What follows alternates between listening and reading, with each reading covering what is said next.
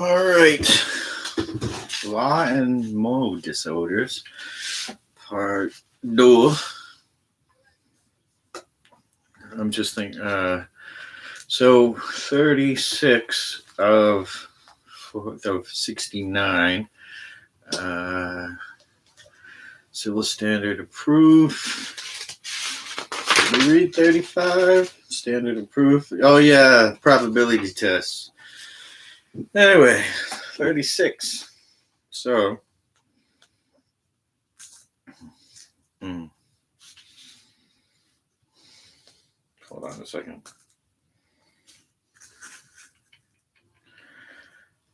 Alrighty.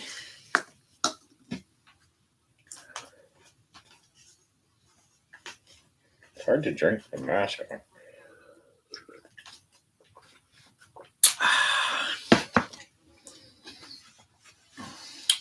What? Yeah. So, we're at 36.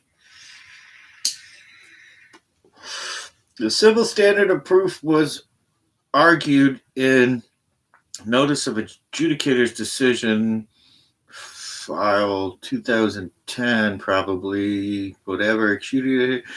Carson noted in his decision that a public hearing pursuant, please, it was a civil proceeding to which the common law applies. Adjudicator concluded his comments surrounding the burden of proof issues by noting that leading case in Canada at the time on burden of proof, FH versus McDonald.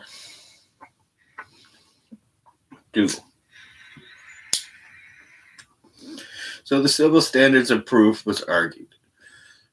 I don't know exactly what that means. So 36, circle 36.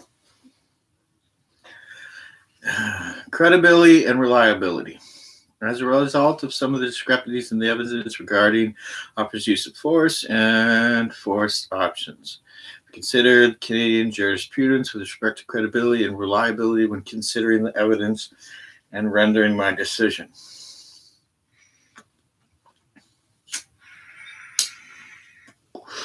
Credibility was referenced by Justice O.H. in F versus C, at page whatever.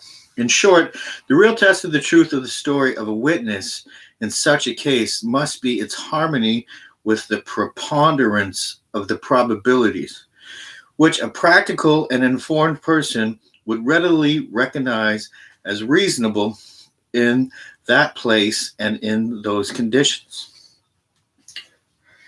Again, a witness may testify what he sincerely believes to be true, but he may be quite honestly mistaken.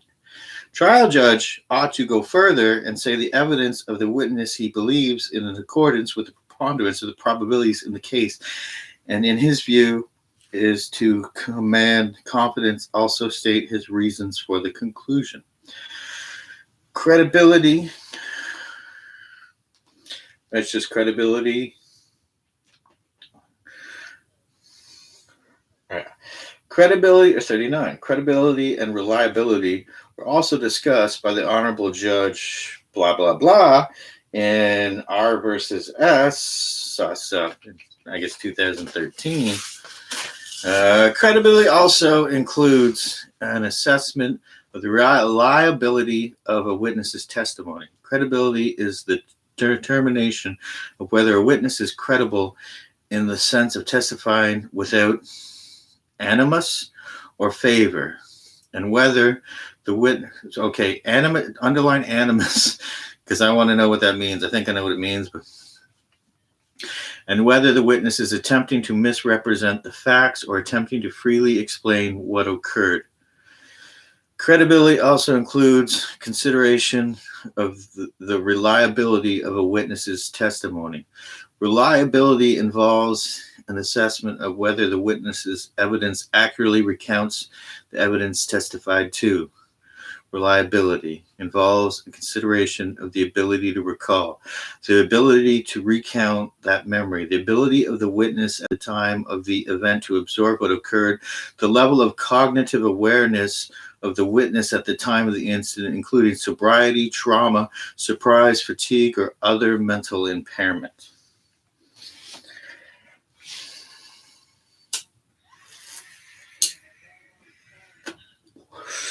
Yeah, it's right now it's a statement.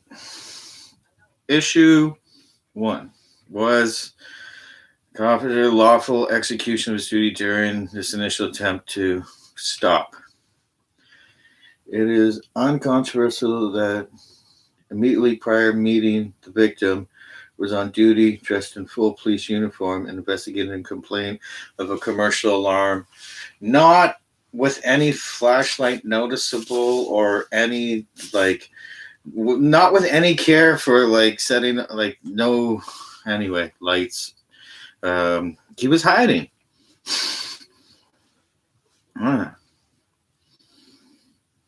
it doesn't matter if you have a police uniform on. If you're in a dark shadow, it's a black fucking jacket.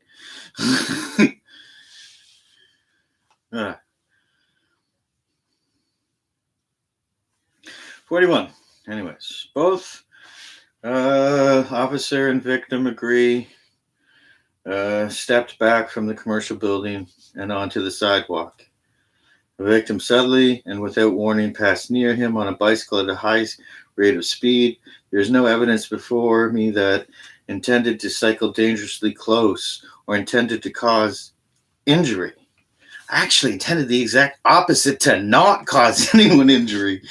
However, I am satisfied that the victim operated his bicycle in a manner that was a potential danger to himself or others and in violation.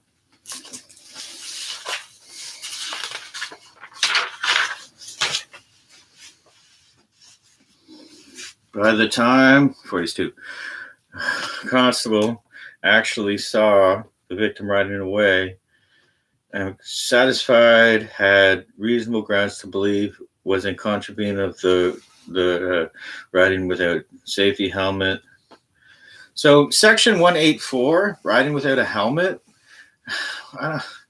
Section 183, riding without a front lamp or lighted rear. I actually did. They just weren't on. You know how hard it is?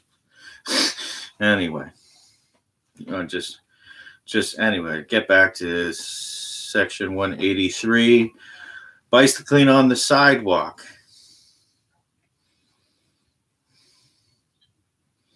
I was more like running than I was bicycling on the sidewalk. I wasn't pedaling. The bike was coming to a stop, and I was just about to stop. Oh. All these initial factors observed were not criminal in nature. So I wasn't in a criminal nature.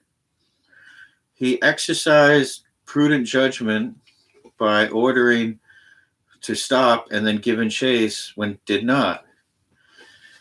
We find that the officer had legitimate concern for other potential pedestrians. Fuck you! It's 1 in the goddamn morning, motherfucker! Circle that shit! Circle that shit! He said he was scared. Anyway.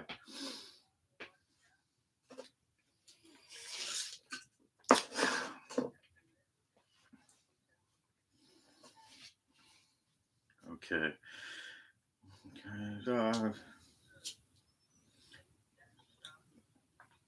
Where am I? 43.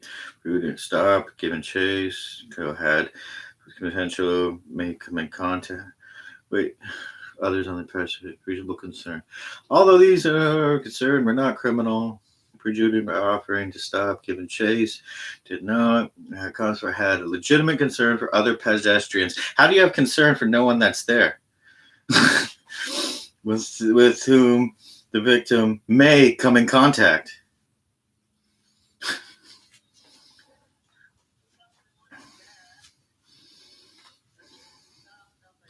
This concern gave him a reasonable bias for taking steps to stop and speak with him about cycling behavior. I'm also guided by the words of the British Supreme Court, 59, determining had a reasonable bias. An individual who is violating traffic law assumes a heightened duty of care. Assumes a heightened duty of care?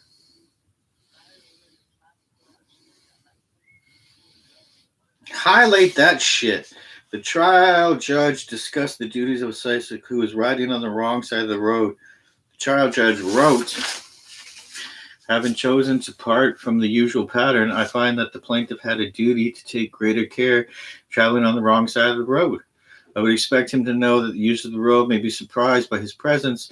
There would expect him to proceed cautiously as a result. In my view, having chosen to ride on the wrong side, it was incumbent upon the plaintiff to take care that drivers see him in this unsuspected location. 45. That's just a judge ruling on another case.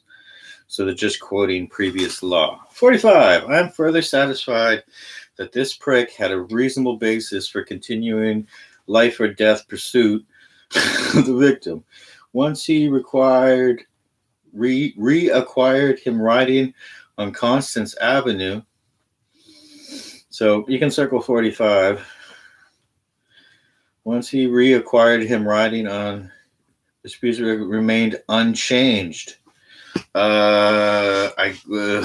Unchanged. It couldn't stop because of gravity and observe ride through two. Further reasonable ways required Constance Avenue.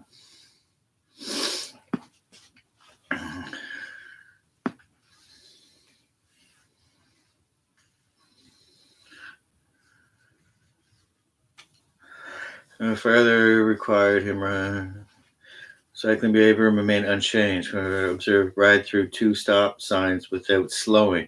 How did I ride through two stop signs? There was one that I was about to turn right, and then all of a sudden I saw fucking lights and a cop car like speeding towards me in a life-endangering manner.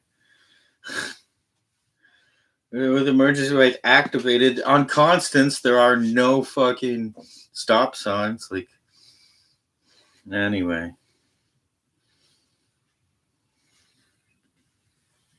contrary to the observer, pedaled faster and observed pedal faster and refused to stop as emergency lights actively approached him. Does not refuse any of this. I was biking for my life. I didn't know if the person that behind me was trying to kill me.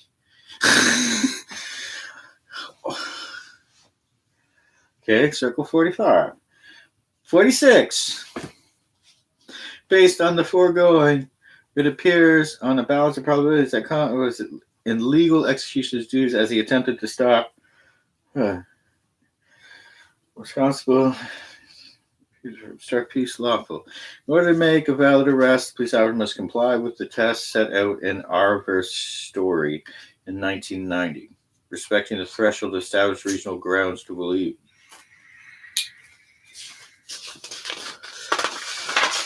To believe, an arresting officer must objectively have reasonable and probable grounds on which to base the arrest. Which grounds must in addition be justifiable from an objective point of view. That is to say, a reasonable person placed in the position of an officer must be able to conclude that there were indeed reasonable and probable grounds for the arrest. On the other hand, the police need not demonstrate anything more than reasonable and probable grounds. Specifically, they are not required to establish a prima facie case for conviction before making the arrest. It's a Latin term. I can't remember what prima facie means right now. The definition of obstruct peace officer is set out in the section 112 of the criminal codes. Everyone who resists or willfully obstructs a police officer or peace officer in the execution of his duties. I didn't obstruct. A person lawfully acting in aid of such a resist or willing public officer or peace officer in the execution of his duty, or any person lawfully acting in aid of such officer, is guilty of an indictable offense and is liable to imprisonment for a term not exceeding 2 years, or offense punishable on summary conviction. 27. That was just the definition of obstruction of a peace officer. So circle 129 under 46. 47. I acknowledge victim self-inflicted brain injury and the obvious impacts that must have on his life, particularly in times of stress or high stimulus incidents such as being chased by a police car. However, the question for me in this decision is whether subjectively believe that the victim was resisting his attempts to stop him for motor vehicle offenses noted above, or whether subjective belief is objectively. However, the question for me in this decision is whether officer subjectively believed.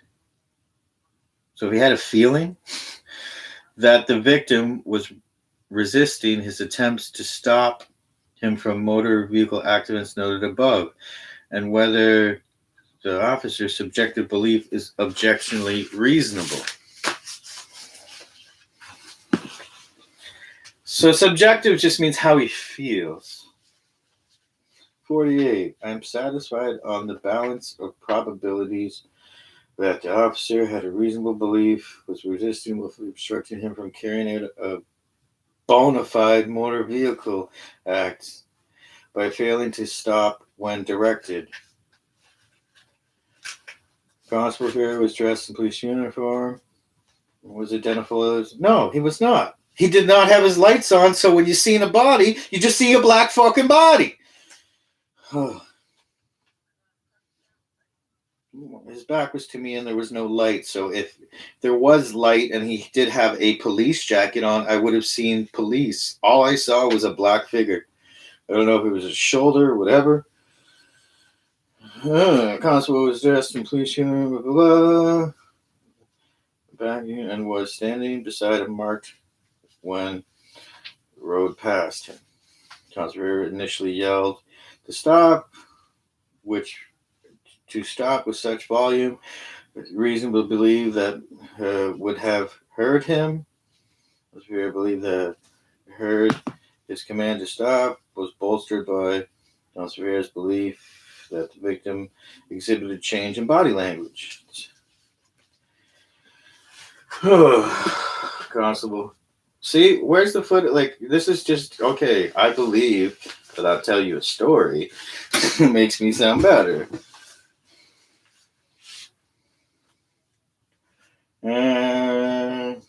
Body language count. So see. Other observed, stand up on his seat and pedal faster as he approached him in his police.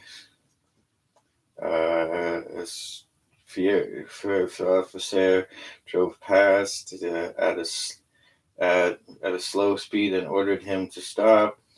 Provide no. That's again. I find the victim's evidence that he was yelling no as a result of a proceeding when crash rather than no command stop to be implausible. Seems like that would yell no as a result of impeding crash while continuing to ride away, and while he turned toward. I am satisfied. Belief that we're saying no to the command to stop reasonable in the circumstances. Was no.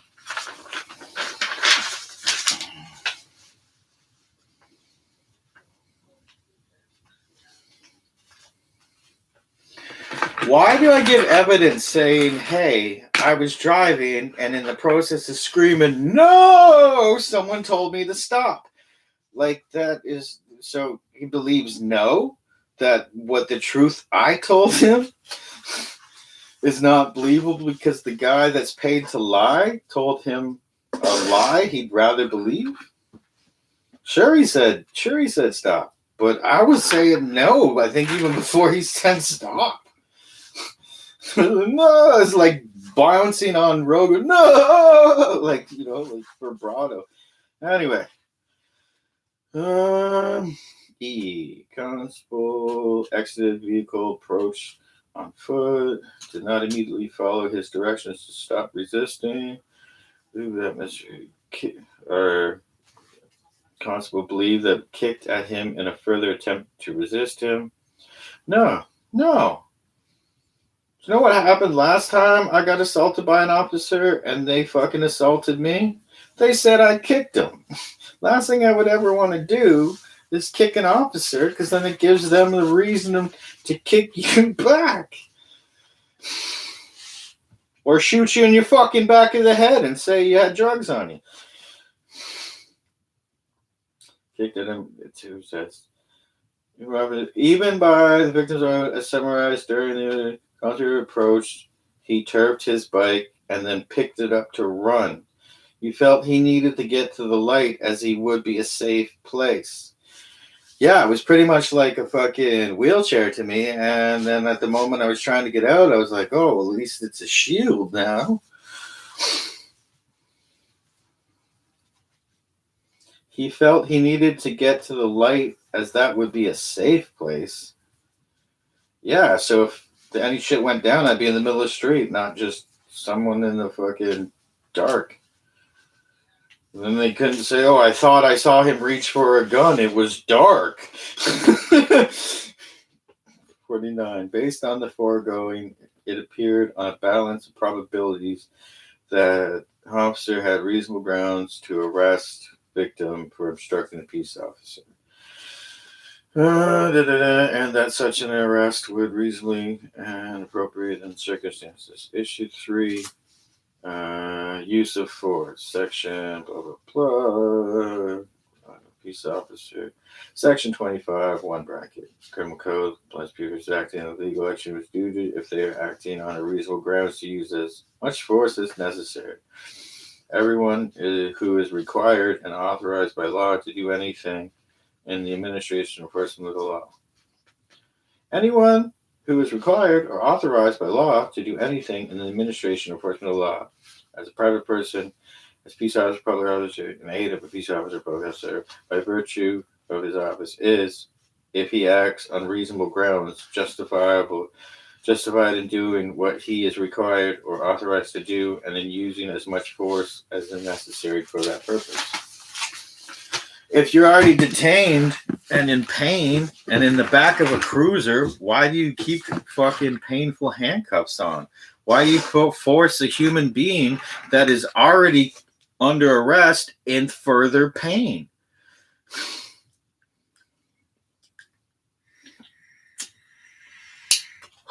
(52) The leading case, blah, blah, blah, on the basis of the foregoing, determine whether force is reasonable in all circumstances involves a consideration of 3 factors. First, the court must focus on accuser's subject opinion of the degree of violence of the assault or the threatened assault against him or her. Second, the court must assess whether the accused's belief is reasonable on the basis of the situation as he or she perceives it. Third, the accuser's response of force must be no more than necessary in the circumstance.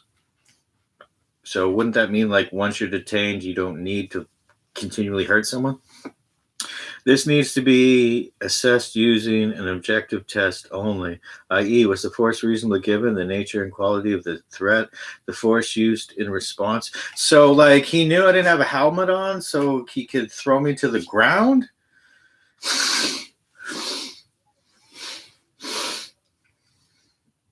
Anyway, given the nature of the needs to assess with Second, a court must accuse beliefs reasonable on the basis of the situation as he or she perceives it. Third, the accused response of force.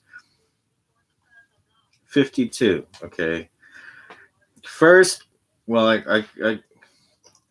first, the court must focus on accused subjective opinion of the degree of violence of the assault or the threatened assault against him. First, a court must focus on accused subjective Now, wait a second. Does this mean accused as the officer accused or the person accused? The leading case, accused subjective opinion of the degree of violence of the assault or the threatened assault against him or her. Second, the court must assess whether the accused's belief is reasonable on the basis of the situation as he or she perceives it. Third, the accused's response of force must be no more than necessary in the circumstances. This needs to be assessed using an objective test only, i.e., was the force reasonably given, the nature and quality of the threat, the force used in response to it, and the characteristics of the parties involved in the terms. 52, the paragraph at the bottom, i.e., this needs to be assessed using an objective test only, i.e., was the force reasonably given, the nature, was the force reasonably given, the nature and quality of the threat, the force used to respond to it, and the characteristics of the parties involved in terms of size, strength, gender, age, and other immutable characteristics. Applying the first element in power to the facts of this case. Officer articulated that he approached the victim and advised that they were under arrest, instructed the peace officer. Victim continued to resist him and attempt to flee. Constable believed that the victim kicked at him and was in possession of a bicycle that could be used as a weapon. No, it could be used as a fucking shield. You're a fucking idiot. Oh, you're gonna kick. I'm gonna kick and fucking throw a bike at you because you scared the shit out of me. No, I'm using it as a fucking weapon because you homos like to rub your dicks into people's asses while you fucking arrest them. Fucking homos. No disrespect to those nice homos. Applying the second element in power. The concerns articulated by the officer appear to be reasonable. Victim agrees that as Constable approached him, he was still holding his bike and actively trying to flee. I never said that. I wasn't actively trying to flee a guy that I thought was pointing a gun at me. 54. Applying the second element in power. Agrees. I never agreed to this shit. Trying to flee, although denied kicking towards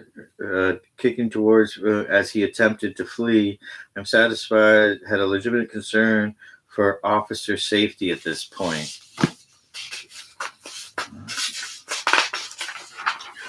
I smell pussies. Applying the third element in power. It appears that the force used in response actions is reasonable and measured in the circumstances. Officer attempted to gain cooperation by yelling at him on at least 2 occasions to stop. 1, I didn't hear. 2, I was in the middle of fucking yelling at a fear. Officer denied having any physical contact as Peters fell to the ground. Suggested that whatever rushed him and knocked him onto his back is not consistent with the evidence he provided in his interview. Even as continued to resist his arrest and was in possession of his bicycle, officer's response was to draw his pepper spray and warn of its impending use. Although escalated, still clearly falls within the realm of officer procedure on the national use of force and framework. It appears that presentation of the pepper spray caused compliance. How come in the record he says pepper spray? They threatened to tase me first. I don't know. Yeah, I was getting ready. It was just like, all right. But and then when I said pepper spray, I was like, oh man, like it's like I don't want to get that dirty. He's like, man, I didn't know how hard it'd be to wash away pepper spray. There's no evidence before that the officer used any force beyond the officer presence and handcuffing. There's no evidence before me that deployed his pepper spray and resorted to any strikes. Any strikes to bring.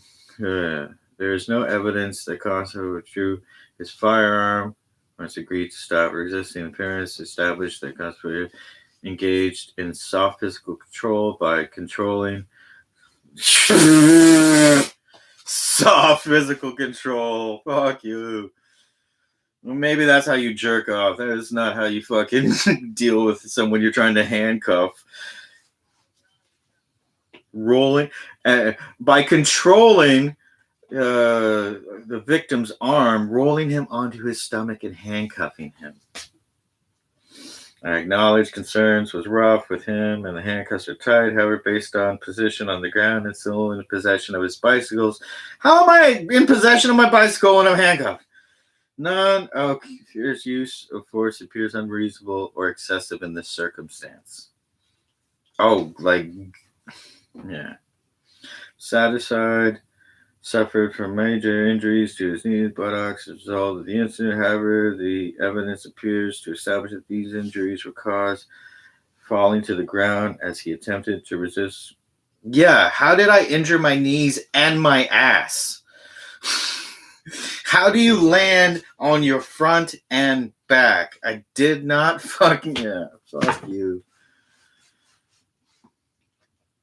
I'm satisfied. Suffers, blah, blah, blah. Failing to the ground. Yeah.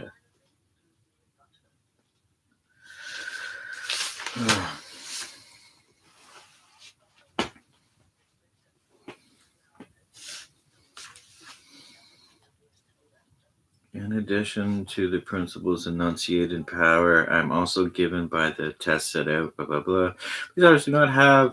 Police officers do not have an unlimited power to inflict harm on a person in the course of their duties. While at times police may have to resort to force in order to complete an arrest or prevent an officer from escaping police custody, the allowable degree of force to be used remains constrained by the principles of proportionally, necessity, and response reasonableness.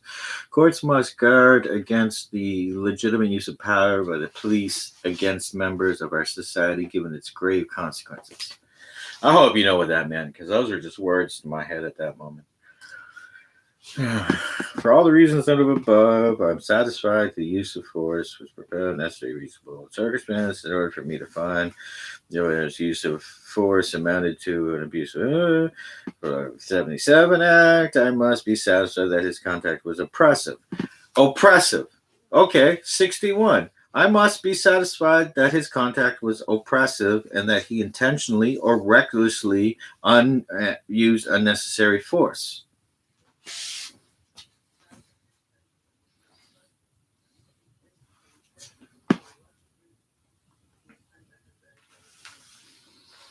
Adjudicator defined oppressive conduct as the following in this notice of divisions. The oppressive conduct delict is one of this not spelled out in blah, blah, blah, oppressive conduct, blah, blah, blah. The concise Oxford Dictionary defines oppressive as connoting prolonged harsh or cruel treatment or control, mental distress, and the state of being oppressed.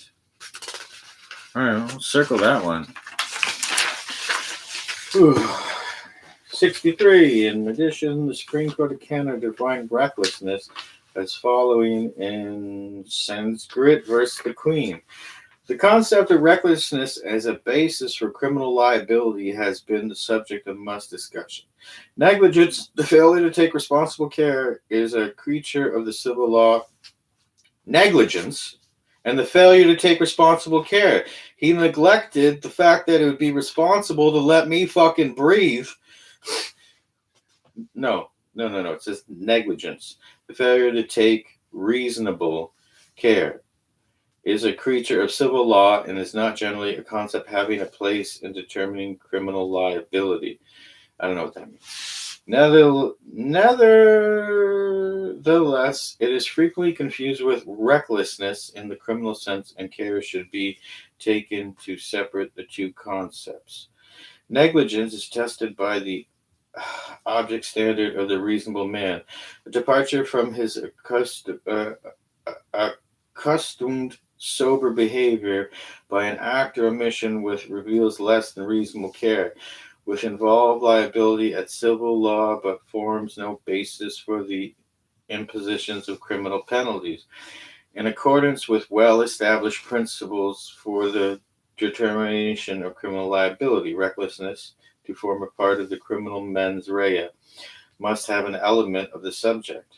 It is found in the attitude of one who, aware that there is danger that his conduct could bring about the result prohibited by the criminal law, nevertheless persists despite the risk. It is, in other words, the conduct of one who seeks the risk and who takes the chance. It is in the sense that the term recklessness is used in the criminal law, and it is clearly distinct from the concept of civil negligence. Having reviewed the authorities noted above, it appears on a balance of probabilities, use of force was neither oppressive nor reckless. Use of force appears reasonable, consistent with set out in power and nas ogoluk.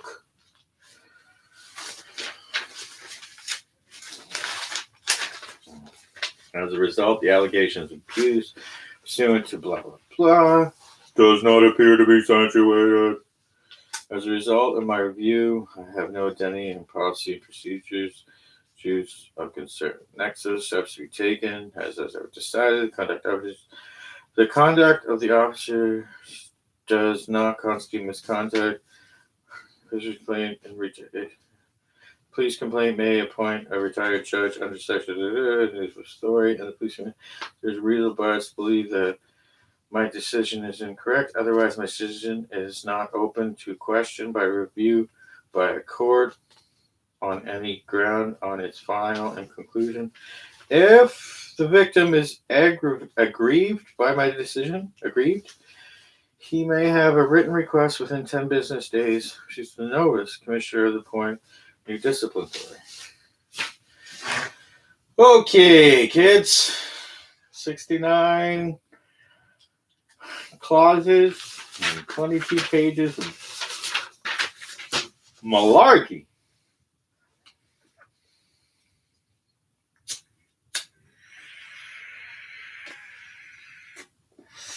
So now,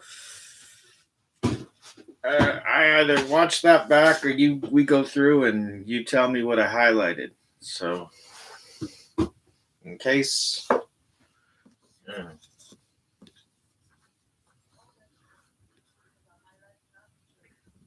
Hold on.